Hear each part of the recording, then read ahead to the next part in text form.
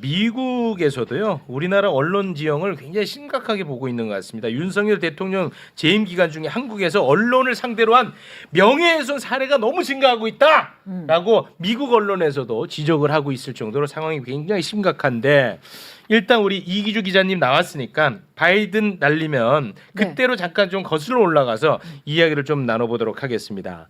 그때 굉장히 인간적으로 겁났을 것 같아요. 먼저 방금 명예훼손 말씀하셨으니까 네. 제가 이 바이든 날리면으로 지금 수사를 받고 있는 혐의가 명예훼손이거든요. 누구에 대한 명예훼손이죠? 그게 안 써 있더라고요. 그래요? 네, 명예훼손과 공무집행방해 혐의로 지금 수사를 받고 있어서 네. 명예훼손을 들으니까 갑자기 또 또 울컥하는데 울컥해. 아유. 그때는 제가 이제 뉴욕 순방의 동행 취재 중에 들은 거라서 네. 그때 정말 깜짝 놀랐죠. 그 오디오를 처음 들었을 때 그래서 되게 놀랐고 근데 이거를 제가 밖에 있다가 1시간 정도 늦게 와서 들었는데 이제 그때 48초 회동을 했냐 안 했냐 뭐 이래가지고 좀 옥신각신 할 때잖아요. 근데 그러니까 우리나라 대통령이 네. 미국 바이든 대통령을 만나냐 안 만나냐 이게 아주 초미의 관심사였어요. 미국까지 갔는데 네, 미국까지 갔는데 그랬는데 바이든 대통령이 이게 참 이게 안 만나주는 거야. 네. 그런데 이제 어떤지 행사장에 갔어. 거기서라도 만나야 되는 거야. 윤석열 대통령 입장에서. 왜냐하면 이게 초미의 관심사니까. 네. 그래서 뭐 계속 왔다 갔다 하면서 기회를 잡습니다. 네. 그러다가 딱 만났어. 맞죠? 네, 박진 장관이 미스터 프레지던트 하면서 불러줘가지고 바이든 대통령을 돌아보게 해서 네. 만나게 해줬죠. 네. 그때까지도 계속 뒤를 따라다니면서 이제 좀 기회를 잡았죠. 네, 그러다가 만나서 그게 48초냐 뭐 1분이냐 이거 가지고 기자들이 좀 옥신각신할 때 네. 제가 밖에서 중계차를 한번 했고요. 그리고 프레스룸 돌아와서 이제 기자들이 나 48초 맞냐 했더니 자기들 다 영상 봤다. 그래서 그럼 저도 이제 한번 봐야겠다 해서 네. 이렇게 보는데 아. 저는 이제 그런 48초 그런 거보다 이제 대통령이 무슨 말을 했는지 이런 거 쭉 보고 네. 이제 그게 한 58분 정도 된 영상 길었어요. 근데 저는 원래 그걸 다 영상을 다 보거든요. 네. 다 보다가 이제 끝에 나갈 때 그러니까 무대에서 이제 윤석열 대통령이 내려와서 네. 이제는 뭐 공식 행사가 아닙니다. 네. 뭐 내려와서 걸어가면서 일행들에게 한 말 그걸 네. 포착을 해낸 거죠. 그쵸. 그 오디오를 이제 제가 찾아낸 거죠. 네. 네. 이 새끼들이 승인 안 해주면 바이든은 쪽팔려서 어떡하나. 이 새끼들이 승인 안 해주면 바이든은 쪽팔려서 어떡하나. 바로 이겁니다. 이걸 포착해냈어. 네. 근데 저는 지금은 이게 바이든이냐 아니냐 뭐 이게 관심인데 저는 그게 그렇게 귀에 들어오지 않았고요. 승인 안 해준다는 표현이 귀에 쏙 들어왔었거든요. 근데 대통령이 우리나라의 보스 대빵인데 누구한테 승인을 뭐 해주냐 안 해주냐 이걸 왜 걱정을 하지? 약간 의아한 거예요. 네, 대통령이 네. 하고 싶으면 하면 되는데 네. 혹시 그 무대에서 바이든 그 만난 직후였잖아요. 네. 48초 동안 그때 이제 바이든 대통령 연설문에도 내가 의회랑 잘해서 우리나라가 뭐 몇백만 불 잘 공유 잘하겠다 이런 바이든 연설이 있었어요. 원조에 대한 연설이죠. 네. 그러니까 그거를 듣고 48초 동안 만나고 내려와서 혹시 바이든이 우리 의회랑 내가 잘해볼 테니까 너네도 잘해봐 이렇게 말을 했나? 그래서 승인 얘기가 나온 건가? 뭐 바이든 승인 얘기가 나온 건가? 이렇게 생각을 했거든요. 네.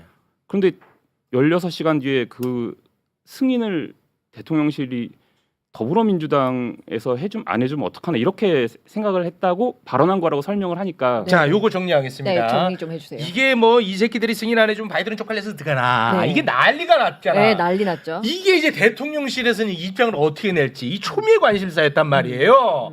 그랬는데 대통령실에서 입장을 낸 거는 이게 바이든이 아니라 날리면이다 라고 날리면. 입장을 낸 거야. 뭐라고 했냐. 이 새끼들이 승인 안 해주고 날리면 쪽팔려서 어떡하나 라는 거였다는 거야. 네. 그러니까 여기서 말하는 대통령실 입장에서 이 새끼들은 우리 국회를 얘기했다는 거야. 네. 우리 국회가 윤석열 대통령이 원조 1억 달러를 하기로 약속을 했는데 이 새끼들 다시 말해 민주당이 승인 안 해주면 어떡하냐라는 그렇죠. 거였다는 거죠. 그렇죠. 예. 그렇게 대통령실은 설명을 했는데 아무리 생각해봐도 우리나라 윤석열 대통령이 민주당한테 승인을 받는 관계가 아니잖아요. 그렇습니다. 대통령이 그냥 하면 되는 건데 네. 뭐 여야 협의를 잘하겠다 이렇게 설명한 것도 아니고 네. 그런 면에서 상당히 의아했는데 16시간 동안 저희가 그렇게 요청을 했는데도 아무런 답을 안 주다가 그 내놓은 게 그 날리면이라는 그 세 글자 상당히 어색하지 않습니까? 그 세 글자를 들었을 때는 왜 저럴까 약간 좀 당황스러웠죠. 근데 그리고 귀국을 해서는 이런 큰 공포 분위기가 될 줄은 몰랐죠. 이게 난리가 났어. 그래가지고 네. 그 1호기의 MBC는 네. 못하는 거예요. 1호기에서 탑승을 거부당했죠. 예. 네. 그리고 대통령실에서 이제 뭐 질의응답 과정 그때는 도어 스태핑이 있었고 있었죠. 그때 이제 묻는 과정에서 그게 한번 난리가 났었잖아요. 그 어떤 장면이었습니까? 그때? 그게 이제 1호기를 MBC 탑승 거부한 그 순방이 이제 동남아 순방이었거든요. 네. 그 동남아 순방에서 1호기 안에서 MBC는 안 태워놓고 네. 채널 A랑 CBS 기자 2명만 따로 대통령을 불렀잖아. 따로 불렀어요. 그랬었죠. 1시간 동안 시간을 가졌거든요. 예. 제가 이제 그리고 나 돌아와서 대통령 귀국한 뒤에 첫 번째 도어 스태핑에서 그거를 이제 질문을 한 거예요. 그랬더니 대통령이 뭐 개인적인 일이다 하면서 이렇게 대답을 안 했죠. 그래서 제가 공적인 공간이었지 않냐 했더니 또 대답을 안 하고 딴 질문을 해라 했어요. 그 다음에 네. 다른 질문이 나왔는데 이제 대통령이 1분 36초 동안 아주 원색적으로 MBC를 비난을 했죠. 공개적으로. 뭐 증거 조작, 뭐 악의적, 뭐 헌법 맞아. 뭐 얘기 등등 하시면서 그럼 해가지고 못 참지. 제가 거기서 이제 듣다가 이제 마지막에 꼭 질문을 해야겠다고 생각을 하고 있었는데 네. 그것만 딱 얘기하시고 이제 말이 끝나시길래 제가 질문을 했죠. 네. MBC가 뭘 악의적으로 했다는 거죠? 그렇지. 네. 뭐가 아주 악의적이에요? 적절한 질문. 자 선배님 이 적절한 질문이었죠. 그럼요, 그죠? 그럼요. 네. 예. 가만히 계시지 마세요. 적절한 질문이었어. 나는 내가 볼 때. 네. 그래서 그런데 이제 대통령이 그 동안에도 이제 들어갈 때 질문한 기자들이 많이 있었어요. 네. 근데 그냥 들어간 적도 있고 아니 다 들어간 줄 알았다가 돌아 나와서 아까 한 질문이 뭐죠? 이렇게 다시 되묻고 답해준 적도 있거든요. 네. 네. 그 끝에 질문한 거 가지고 한 번도 시비를 건 적이 없었거든요. 네. 그래서 대통령이 그냥 들어가시길래 그냥 답변을 거부하는가 보다 해서 이것도 메시지로 해서 기사를 써야지 했는데 네. 갑자기 옆에서 어떤 분이 전 제 옆에 서 있는지도 몰라서 처음엔 그분이 제 옆에 안 서 있었거든요. 네. 갑자기 소리를 치면서 반말로 막 훈계를 하는데 이게 전 누가 옆에 싸우는 줄 알고 네. 갑자기 왜 그러지 하고 돌아봤더니 저한테 그러고 있더라고요. 오. 그 누구였어요? 이기정 홍보기획 비서관이죠. 이번에 의전 비서관으로 영전하신. 대통령실 관계자군요. 네, CBS와 YTN 기자를 하신 분이죠. 자, 저는 여기서 정말 궁금한 게 있어요. 자, 이 상황 일련의 과정에서 이상할 게 없거든. 기자로서 당연히 질문할 수 있거든. 네. 근데 대통령실 관계자가 막 소리를 지르고 화를 냈단 말이에요. 그리고 이제 충돌이 있었단 말이에요. 같이 있었던 기자들 반응이 나는 제일 궁금해. 같이 있었던 기자들. 같이 있었던 기자들. 예, 솔직하게 갑니다 오늘은. 자, 우리 저 기자님 책 나왔습니다. 기자유가. 자, 요 답에 따라서 이 판매 보수 달라집니다. 네. 왜 제가 이거를 여쭤보냐면 당시에 프레임은 뭐였냐면 이기주 저 싸가지 없이 대통령 앞에서 쓰레빠 신고 저게 뭐냐라는 게 거의 대체적 반응이었습니다. 네. 그렇죠. 근데 그때 이제 슬리퍼를 저만 신었던 게 아니고 저희가 통상 이제 구두 신고 나오는 기자도 있고 네. 이제 뒤에 서는 기자들은 이제 슬리퍼 신고 편하게 거기 바로 옆이거든요. 네. 그 뭐 볼펜 들고 그냥 뭐 정리하다가 이렇게 나와서 한 1분 정도 하니까 네. 잠깐 보고 들어가고 하는 게 일반적인 상황이었는데 네. 기자들이 거기서 그다음부터 기자들도 슬리퍼를 비판하는 기사를 쓰더라고요. 야, 이거는 진짜 서운하다. 네, 그래서 그날 도어 스태핑에서 이건 일례인데 제 친구가 도어 스태핑 사진을 보내준 거 저한테. 네. 그래서 언론에서 봤는데 야 너 슬리퍼 신는 사진이 찍혔더라. 그래서 딱 보니까 제가 아닌 거예요. 똑같은 삼선 슬리퍼를 신고 있는데 그 친구는 전 줄 알았던 거죠. 그 슬리퍼가 논란이 되니까. 쓰레빠는 이기주였거든 그때는. 네. 이건 내가 아니고 그렇게 다른 사람도 이게 있었다. 그리고 삼선 슬리퍼가 아니라 그냥 뭐 갈색 슬리퍼, 회색 슬리퍼, 검은 슬리퍼 뭐 이런 여러 슬리퍼를 신는 사람들이 있었는데 네. 제가 이제 용산 그 대통령실 매점에서 3,000원에 팔아요. 그 삼선 슬리퍼를 편하게 일하실 때 신으라고. 그래서 용산에서 그걸 산 건데 그러라고 용산으로 이전한 거잖아요. 맞잖아요. 기자 아니 웃을 일이 아니라 기자들하고 맞아요. 수시로 이렇게 만나고 소통하고 하려고 용산으로 이전한 거잖아요. 맞잖아요. 네. 자, 그래서 저는 같이 일하는 기자들이 어떻게 했느냐 이게 궁금하다는 거예요. 이기주 기자 정말 속 시원하더라. 아까 내가 하고 싶은 말이었는데 이런 분위기였는지 아니면 야 이기주랑 말하면 우리까지 큰일 나 이런 분위기였는지 저 이거 굉장히 본질적인 문제라고 봅니다. 네. 근데 그 안타깝게도 그 네. 흘러간 상황은 지금 최욱님께서 말씀하신 후자의 상황으로 흘러갔고요. 왕따 비슷했어요? 그렇죠. 제가 6개월을 버티다가 나왔는데 이제 혼밥을 하면서 버텼거든요. 기자들이 같이 밥을 안 먹어줘서요? 그러니까 기자들이 이제 같이 밥을 먹으려면 거의 뭐 수석 비서관이든지 그 안에 직원들과 소통을 하면서 밥자리 술자리가 있잖아요. 근데 이제 제가 끼면 이게 자꾸 취소가 이미 한두 달치가 잡혀 있거든요. 근데 이제 제가 그동안 그 이후로 참석하려고 돼 있던 모든 자리가 이제 자꾸 알게 모르게 취소가 되니까 네, 저도 이제 미안하기도 하고 해서 이제 하고 오히려 근데 제가 잡은 자리가 또 있을 거 아닙니까? 네. 그리고 제가 동료 기자들을 모았을 거 아니에요. 그럴 수 있죠. 네. 이제 그게 이제 저를 통해서 취소 통보가 와야 되잖아요. 네. 내가 호스트니까. 그죠. 원래 남녀가 사귀다가도 헤어질 때는 네. 최소한 카톡이라도 요즘 보내면서 이별을 네. 하는 거잖아요. 네. 근데 잠수를 타시더라고요, 그분이. 당일날까지도. 점심을 하기로 했는데 기자 한 5-6명 있는데 잠수를 타신 거절할 용기도 안 난다. 네, 그때 정말 크게 실망했죠. 근데 그 잠수를 타신 비서관들도 네, 기자 출신들이세요. 그때 힘드셨겠어요, 많이.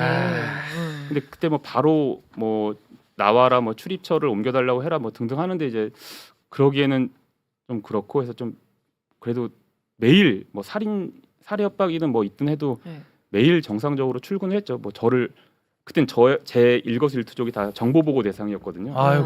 그래서 저를 딱 보면 기자들이 바로 신발을 보는 거예요. 저도 봤어요. 오늘 네. 들어오실 때. 그래서 슬리퍼 셨나. 쫄아서 슬리퍼를 구두로 신었나 안 신었나를 딱 보니까 저는 당당하게 계속 신고 다녔죠. 계속 네, 계속 그 슬리퍼를 신고 다녔어요. 근데 똑같이 슬리퍼를 신던 기자들이 다음 날부터 다 구두를 신고 다니더라고요. 다음 날이 아니라 그날 오후부터 다 구두를 신고 다니더라고요. 화장실 갈 때 바로 앞인데도 구두를 신고 이렇게. 아니 우리 저 최경영 기자 선배님. 네. 저는 진짜 궁금한 게 왜 기자들이 이렇게까지 위축되고 겁먹고 이기주를 따돌리고 왜 이러는 거예요? 근데 그게 그 중고 집단 그들이 속한 집단에서 한번 딸을 당하면 다시 들어오기가 쉽지 않잖아요. 지금 6개월 만에 출입처 나왔다고 했잖아요. 네. 그것도 MBC가 오래 버틴 거라고 저는 보는데 작은 언론사 같으면은 일주일도 안 돼서 아마 내보냈을 것 같고 바로 교체했어요. 예, 바로 교체했을 겁니다. 왜냐하면 이 정도 상황이면 대통령실에서 이야기를 해요. 누구한테? 회사한테. 그러니까 언론사에게. 예, 출입 기자 좀 바꿔주세요. 네. 그러면 지금 말씀하신 것처럼 이기주 기자 이야기한 것처럼 취재가 안 되잖아요. 사람을 만나기 힘들고. 네. 그러면 본인에게도 안 좋고 회사에게도 안 좋잖아요. 취재 보도가 불가능하니까. 그러니까 이제 사람을 빨리 교체를 해주거든요. 근데 이제 MBC는 자존심 때문에 이게 사람을 교체를 안 한 거죠. 그래서 6개월 정도 끌고 간 건데. 네. MBC는 그렇다 치고 네. 이제 다른 타사 기자들이 예. 예를 들어서 대통령실로부터 이기주랑 밥 먹지 마 이러지는 않았을 거 아니에요. 그게 이제 정보의 독점이에요. 정보의 독과점이 이루어지고 있는 출입 기자단의 현실이 그대로 보여지고 있는 겁니다. 그게 사실은 정치부에서도 무슨 꿈이라고 해가지고 자기들끼리 뭘 만들잖아요. 만들고 이제 국회의원 괜찮은 사람들, 그러니까 본인들이 생각했을 때 괜찮은 사람들 끌어들여요. 그래가지고 밥값 내게 하고 그러면서 정보 교환을 하거든요. 그 꾸미가 크고 그리고 그 기자들이 많으면 많을수록 굉장히 좀 탄탄하게 되는 거거든요. 그러면서 정보가 독과점하는 몇 사들 위주로 움직이면서 네. 그런 식으로 국회에서도 움직여지는데 네. 대통령실은 훨씬 더 하죠. 대통령실은 한 사람에 의해서 지금 움직이고 있고 그 한 사람이 뭐 대통령인지 대통령 영부인지는 모르겠습니다만 저는 그게 궁금해. 지금 한 사람에 의해서 제가 이제 대통령 출입 기자실 저 후배들한테 들은 걸로는 뭐 누구든 비서실장이든 누구든 간에 김건희 여사에게 직언을 할 수 있는 사람이 있는가 없는가 그것도 굉장히 궁금하고 대통령에게 어떤 이야기를 할 수 있는 국무위원이나 참모들이 있는가 없는가 그것도 굉장히 궁금하고 대통령이 하루에 몇 페이지 정도의 자료를 읽는가 제가 들은 어떤 기자들의 전언처럼 거의 별로 읽지 않는가 굉장히 이거는 심각한 일이거든요. 만약에 네. 제가 들은 바대로가 사실이라면 그래서 대통령 출입을 하면서 들었었던 근데 그리고 이제 확인이 됐었던 내용만을 가지고 이야기를 한다면 지금 그런 안에서 기자들만 알고 있는 내용인데 독과점적으로 그들만 공유되고 그러나 일반 대중들은 절대 모르고 네. 그리고 그런 게 나오면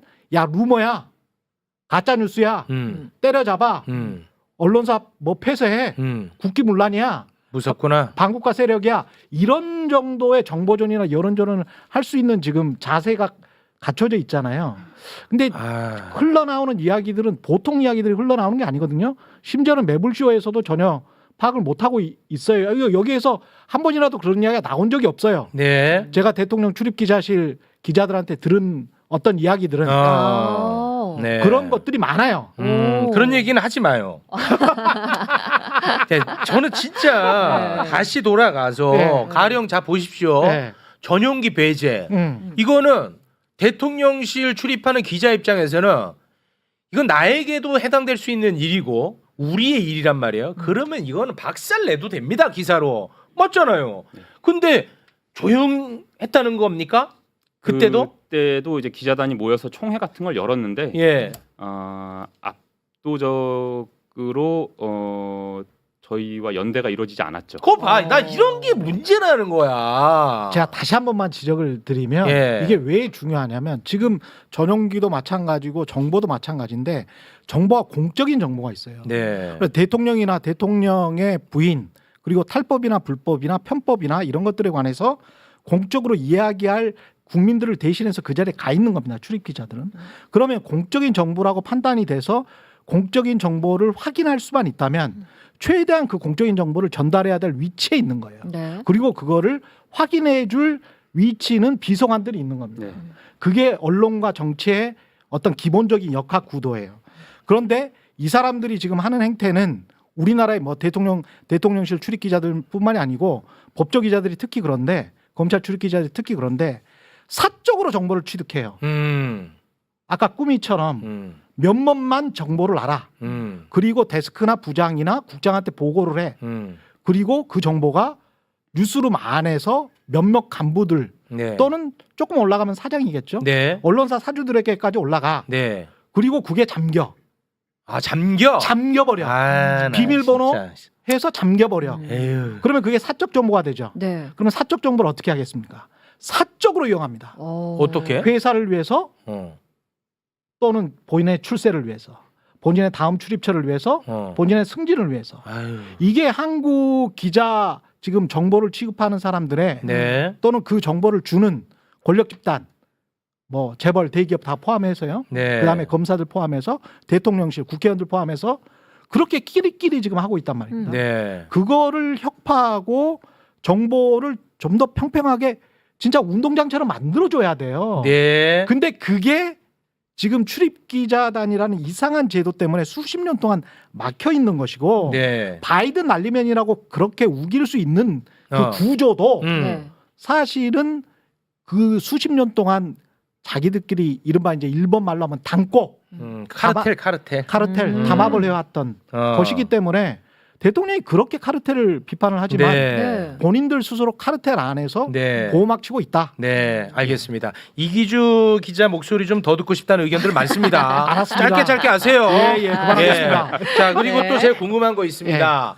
해외 순방 언론사들이 자기 돈 내고 가는 거죠, 맞죠? 네, 일반 여행 갈 때보다 훨씬 비싼 돈이 훨씬 됩니다. 비싸게 갑니다. 자, 그런데 도대체 왜 해외 순방 때 김건희 여사가 고가품을 샀냐 안 샀냐 막 이런 막 논란이 될 때 단 한 네. 건의 기사가 나오지 않아요. 어떤 순방을 함께 내 비용을 치르면서 갔기 때문에 할 수 있는 보도를 내가 본 적이 없는 것 같아요. 그 왜 그래요? 퍼스트 펭귄이 없기 때문이죠. 그 아. 첫 번째로 뛰어드는 사람이 없는 기자가 없는 거예요. 다 눈치를 보거든요. 그럼 보긴 봐요? 어떤 그 동태를? 엄청 살피죠. 그 기자들이 어차피 모여 있으니까 누가 취재를 하는지 그건에 네. 대해서 등등에 대한 정보를 이제 상당히 많이 파악을 하려고 노력하는데 네. 이제 누군가 처음에 해주기를 바라는 게 지금 그곳에 있는 기자들의 습성이고 누가 하면 우리가 따라간다. 누가 한 명 하면 네, 처음 하면 따라간다는 게 이제 문화로 돼 있는데 네. 이번에 그 신앙림 그 네. 뉴스타파 보도건이 있었잖아요. 네. 그 이후로는 누가 해도 안 돼. 따라갔다간 다 죽는다. 와, 이런 문화가 있는 망했다. 거죠. 망했어.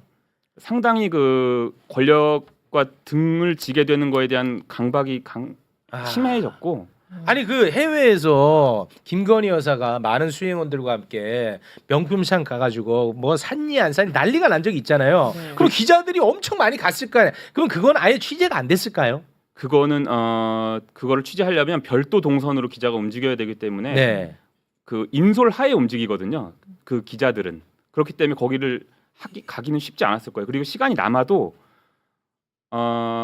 거기서 취재를 했다는 기자는 못 들었고요. 인소라 아니 무슨 수학여행 갔어요? 뭐 기자- 그런 식으로 다닙니다. 왜 그렇게 해야 돼? 내 돈 주고 갔는데. 내 돈 주고 갔지만 우리가 이제 대통령 동선 취재를 간 목적으로 갔기 때문에 아니 내 필요한 정보는 다른 거 있을 수 있잖아요. 그게 참 쉽지 않아요. 그 아, 문화가. 그래요? 그 문화를 깨기가 쉽지가 않아요. 그런데 자유 시간 같은 게 있어요. 네. 물론 대통령이 24시간 일을 하는 건 아니기 아 때문에 그렇죠. 네. 기사 보내고 남는 시간이 있으면 기자들이 시내에 자유롭게 나가거든요. 그래서 제가 듣기에도 그때 이제 기자들이 그 명품 거리 리투아니아 거기를 갔다고 해요. 어. 네, 갔는데 어. 네. 취재를 한 기자는 어. 없었고 아 없었어요. 아 여기구나. 아 여기구나. 네. 아, 혼자 그냥. 이 샵이었구나. 뭐 이렇게 아. 했다고 하고 왔다고 하더라고요. 그러니까 누군가가 썼으면 아마 위에 보고를 했을 겁니다. A 매체가 이거 썼으니 우리도 한번 쓰는 게 어떻겠습니까?라고 네. 보고를 했을 건데 네. 그 퍼스트 펭귄이 없었던 거예요. 아. 그 바이든 날리면도 MBC라는 퍼스트 펭귄이 있었으니까 다 따라 쓴 거지. 어.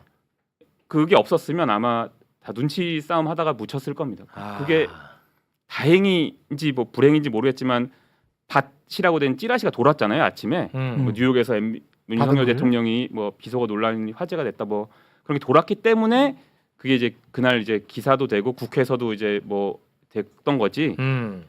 이것도 뭐 마음만 먹었으면 뭐 묻혔을 뻔한 일이. 그러면은 이거를 당시 그 미국에서 예. 대통령실 관계자들은 알았을 거 아니에요. 이거 MBC가 보도할 것이라는 거.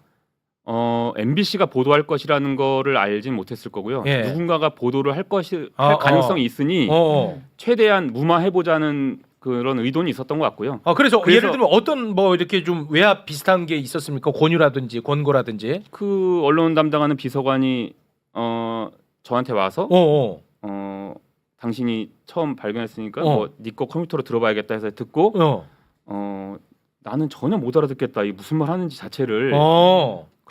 그러길래 제가 이제 그러면 저기 영상 기자들 있는데 가서 ENG 카메라에 이어폰 꽂고 들어봐라. 근데 이거는 별 차이 없을 거다. 똑같을 거다. 네. 근데 가서 그 사람이 들었어요. 네. 그리고 영상 기자한테 영상을 좀 모였는데 가서 이 영상을 좀 어떻게 해줄 수 없냐 이렇게 했다가 거절을 당했죠. 어떻게 해줄 수 없냐라는 것은 이거를 뭔가 삭제해줄 수 없냐 이런 뉘앙스라고 봐야 그런 되니까. 취지였죠. 오. 그런 취지로 어떻게 좀 해줄 수 없냐라고 했다가 바로 거절을 당하고 이제 기자 그 방송 기자 영상은 신문 기자들은 그 영상이 없을 거 아니에요. 네. 그러니까 이제 방송 기자 간사들을 통해서 그 외교적 뭐가 생길 수 있으니 지금 보도에 대해서 좀 이렇게 자제를 요청을 했죠. 근데 그것도 거절을 당했죠. 그것도 거절당하고. 예. 오. 그리고서는 돌아와서 이제 용산에 있는 또 다른 언론 담당하는 비서관이 이제 영상 기자들한테 앞으로는 그 이 채널 2라고 현장음 들어오는 마이크가 있어요 카메라에 그 바이든 날리면도 현장음으로 들어온 네네 거거든요. 현장은. 네. 네. 그 현장음을 끄고 앞으로 촬영해라 대통령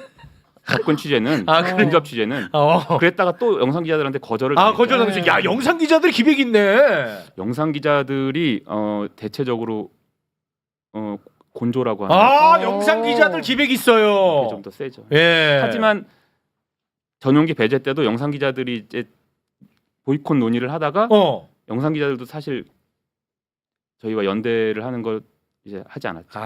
거기서는 좀 쉽지 않았군요. 아까 근데 제가 좀 지적하고 싶은 거는 그 다 돈을 내고 갔다라고 이야기를 했잖아요. 네. 근데 그거는 이제 언론사들이 그렇게 발표를 하는 거고 이기주 기자도 아마 알 텐데 뭐예요? 이 책에도 아마 있을 거예요. 그러니까 정부에서 협찬을 얼마나 많이 받고 네. 공공기관에서 얼마나 협찬을 많이 받는지 제가 아는 언론계 관행으로는 네. 내는 척을 하죠.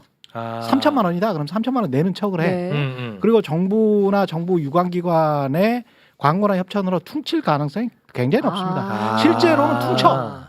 실제로는 뭐 한두 달 후에 어떤 비슷한 상응하는 광고나 협찬이 들어와요. 야. 또는 더 센 이 금액이 얘기 들어와. 왜 이제?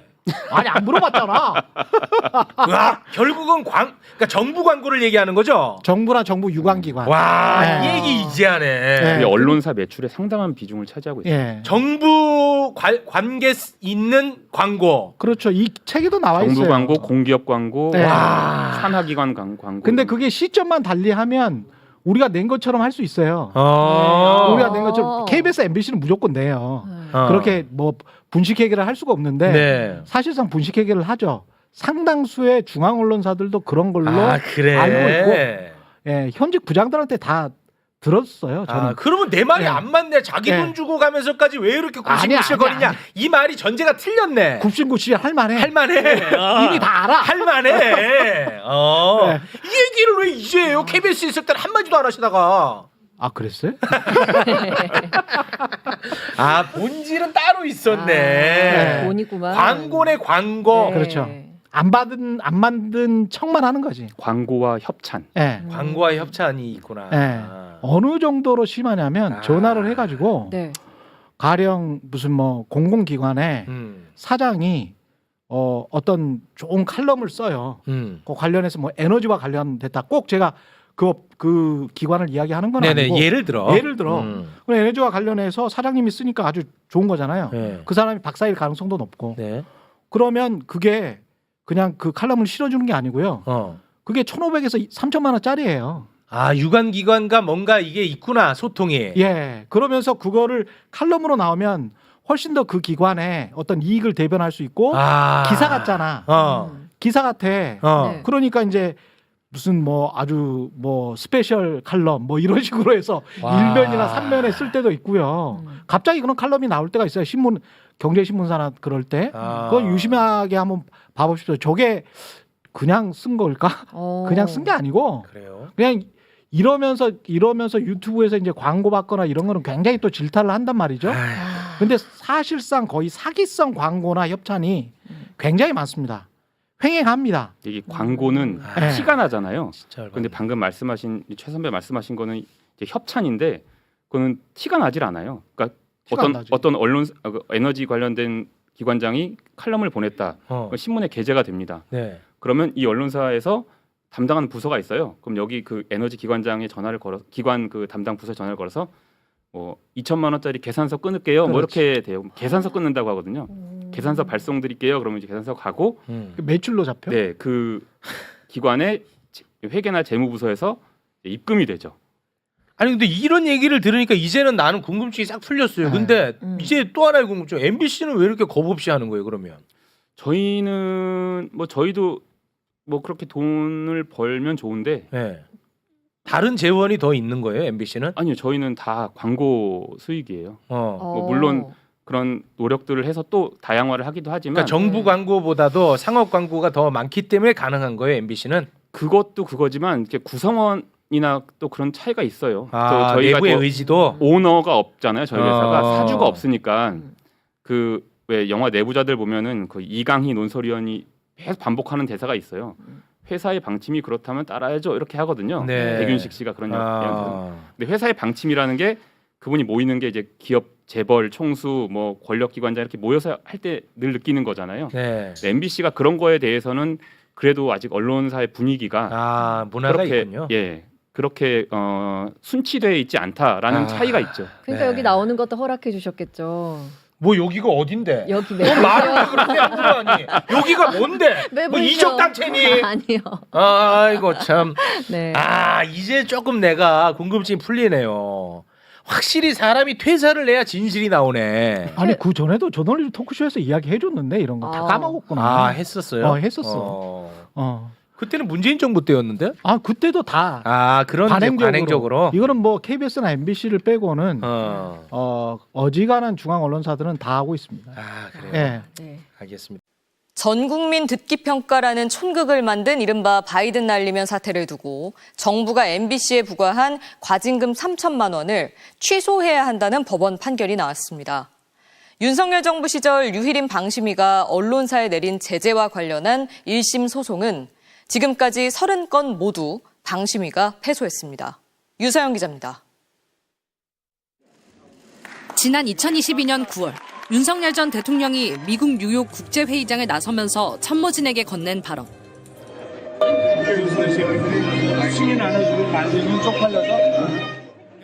MBC는 그날 뉴스에서 국회 앞엔 괄호 안에 미국을 넣고 당시 미국 대통령 바이든의 이름이 들어간 자막과 함께 해당 음성을 보도했습니다.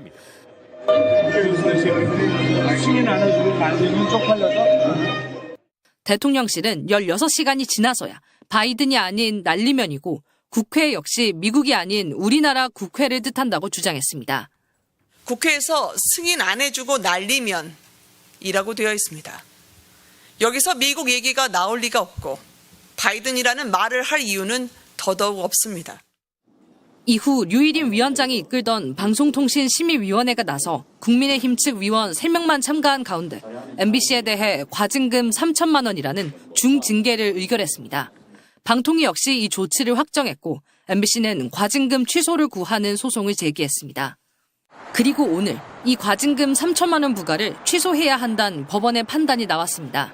불명확한 내용을 사실인 것으로 방송한 것이 아니라 불명확한 내용을 있는 그대로 방송하며 의견을 덧붙였을 뿐이라고 판단한 겁니다. 재판부는 발언이 담긴 영상을 그대로 방송하면서 시청자들이 불명확하게 들리는 부분에 대하여 설명 또는 해석을 덧붙인 걸로 이해했을 가능성이 크다고 했습니다. 당시 미국 상황을 고려했을 때 윤 전 대통령이 바이든이라고 발언한 걸로 해석된다는 의견을 덧붙인 것이 사실을 명백히 왜곡한 걸로 보이지 않는다고 봤습니다. 대통령실의 입장을 실시간으로 전달했으므로 일방적 주장을 전달해 시청자를 오도했다고 볼 수 없다고도 했습니다. 이로써 윤석열 정부 시절 류일임 방심위가 내린 제재가 부당하다고 제기된 행정소송 가운데 1심 재판이 끝난 30건은 모두 언론사의 승소로 결론났습니다. MBC 뉴스 유상입니다.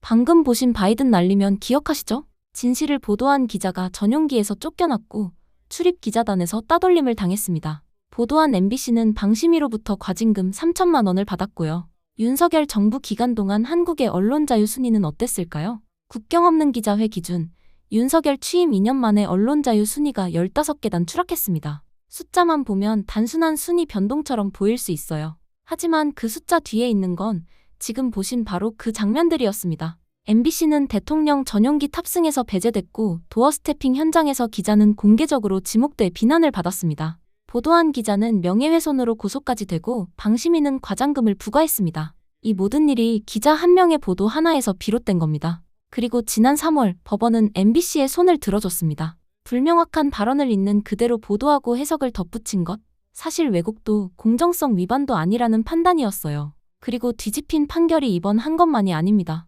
줄을 잇고 있습니다. 법원이 판결을 내렸고 기록은 남았습니다. 그리고 그 시간 동안 묵묵히 버텨온 기자들도 남아있어요. 계엄으로 막을 내린 그 정권이 언론의 한 짓입니다. 오늘 내용 유익했다면 좋아요, 구독, 공유 부탁드립니다.